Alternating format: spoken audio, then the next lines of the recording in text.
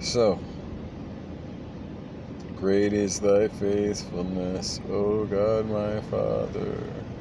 There is no shadow of turning with thee. Thou changest not, thy compassions, they fail not.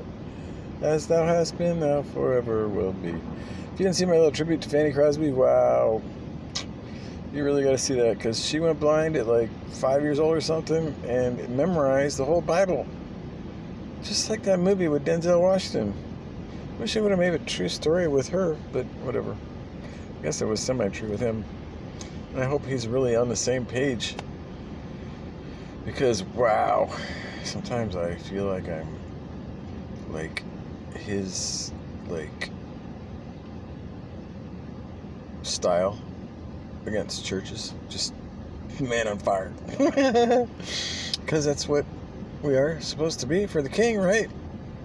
And it's not about putting the spotlight on us. So if my teeth look bad, which I don't know what's going on with, probably not spend enough time cleaning them like I should do, but maybe that would be a part of trying to get worship from you, like my hair. So I get those, like, there's that sign, beachy hair day and I don't care kind of thing. Because it's not about me or magnifying myself, because we've got too many falsies doing that right now. We just need to get on the same page with the king. And then it's all good from here, you see? So, just got to get on the main page and the main thing.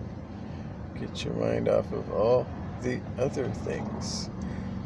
And focus on what's real. So, that's why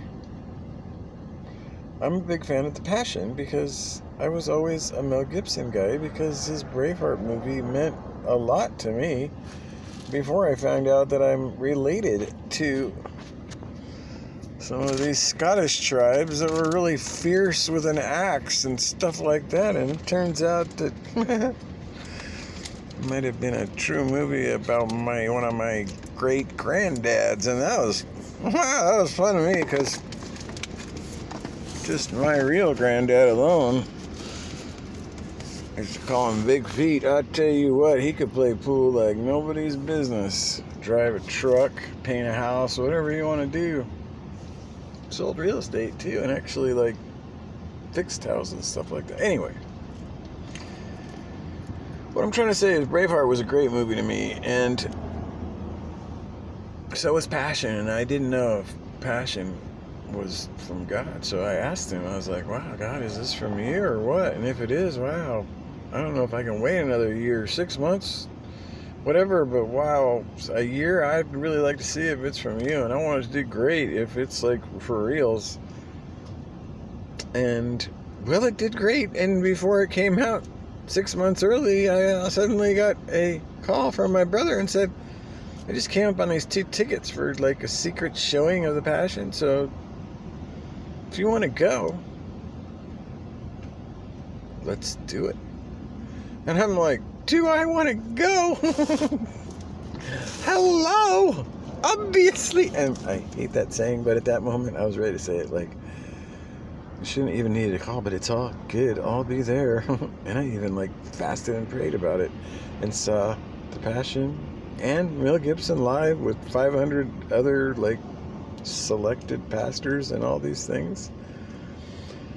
So whenever I, after that, talked to any pastor who told me that there was something wrong with The Passion and how it wasn't from God, then I knew that that pastor was not from God, because he hadn't moved that mountain that I did, and got plenty of confirmation that it was good.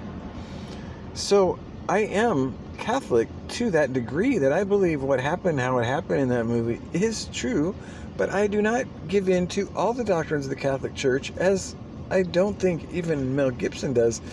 But I do believe that Mel Gibson might take Philippians 2 literally, like I think most Catholics do, since Catholic means Universalist Church, which is what Philippians 2 really means, and Origen believed, and George MacDonald believed, but C.S. Lewis said it was TMI for him, that he wished it was true, so maybe he'll be in the kingdom too.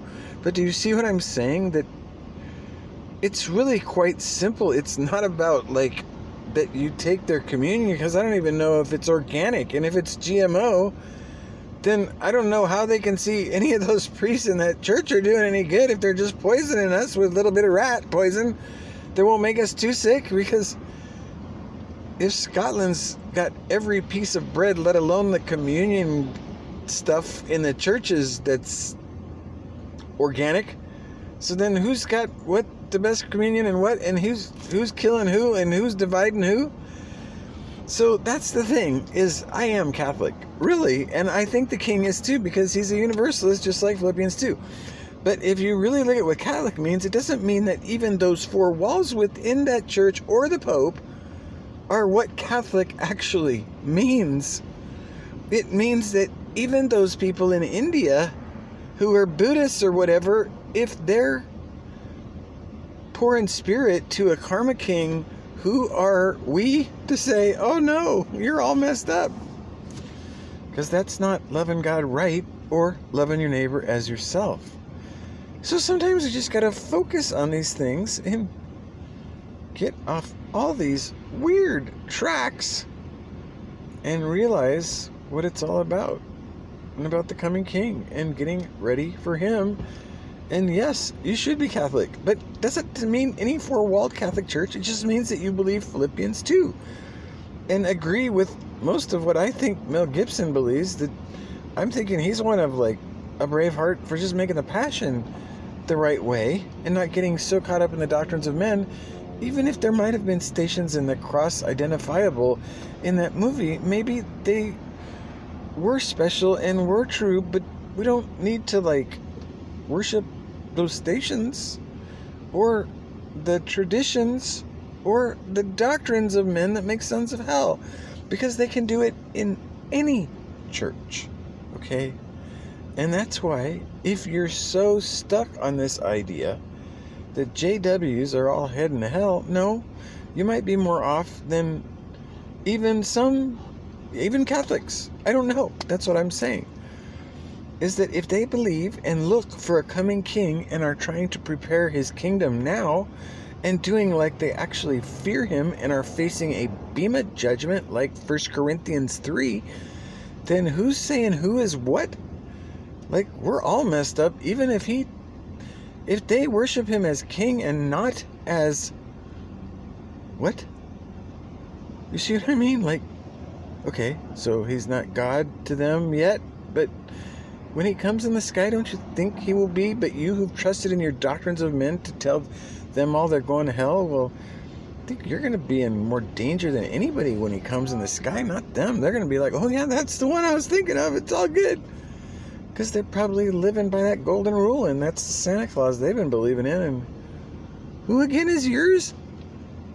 Karma would be true if it was all about the golden rule. So shaka bra, right?